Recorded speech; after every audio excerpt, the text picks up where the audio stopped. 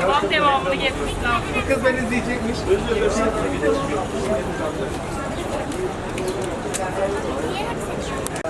Bu var şeyden. Şu bu.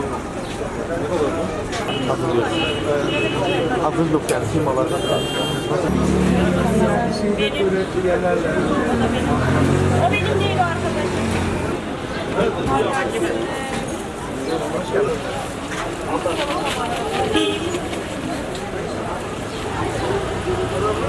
Çay oldu. Ali, Tabii. hiç olmadı mı?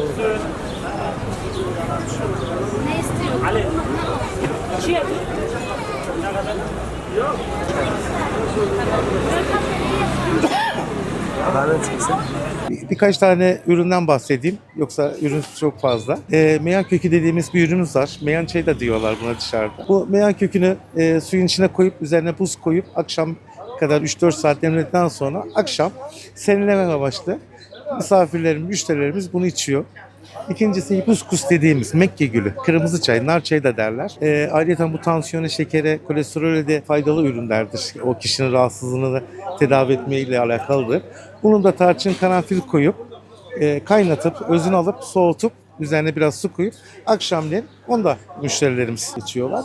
Üçüncüsünde diyelim, yoksa anlatacak şeyler çok fazla. Reyhan çayımız, limon, tarçın, karanfil yine kaynatıyorlar, özünü alıyorlar. Onu da yine üzerine bol buz koyup akşamları gelen hem misafirler hem kendi çocuklarına hem kendiler afiyet şekerli içiyorlar. Bağışıklık güçlendirmekle alakalı zaten o çok genel bir konu. En başta biliyorsunuz şu boyar madde içeren ürünleri tüketmemelerini zaten biz burada müşterimize tavsiye ediyoruz.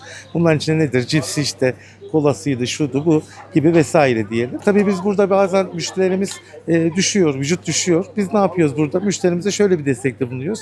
Arı sütü, bal, polen tarzı ürünlerimiz var. Onlarla kına dediğimiz ürünlerimiz var. Demir hindi dediğimiz bir ürünümüz var. Biz bunların tariflerini vererek müşterilerimize veyahut da biz burada onlara harmanlayarak, değerlendirerek müşterimize kullanma şeyini anlatarak onlara verip o konuda da yardımcı oluyoruz. Gaziantep'in en çok tükettiği ürün, ben de Antep'in yerlisiyim bu arada, Şeriküslülüyüm. Zaten çok da az bir şeyde kaldık zaten Antep'in yerlisi olarak. Meyan kökünü biz çok tüketiriz. Meyan kökü özellikle bizim en çok tükettiğimiz şeylerden bir tanesi. Birinci sıralama bu zaten. Bu hibiskus dediğimi ben de kendim de tüketiyorum. Ben biraz yemeği çok sevdiğimiz için kolesterolü biraz oynatıyoruz. Onunla alakalı tüketiyorum kendi şahsıma. Diğer müşterilerim Antep'in yerlisi dediğim gibi genelde birinci sırada meyan kökü. Çok içiyorlar çünkü. Turistlerin ilgisi tabii ki var. Bir de görüyorsunuz zaten. Tezgahımızda bu ürünler var. Biz burada zaten duruyoruz. Müşterimiz geldiğinde bu ne diye sorduğunda biz hem izahatını yapıyoruz hem kullanma şeklini anlatıyoruz. İsterlerse de üründen tartıp bir miktar verip sonra kartımızı da verip unuturlarsa da tekrar kullanmalarıyla ilgili talimatı yönlendiriyoruz. Bu şekilde bir de hizmetimiz var.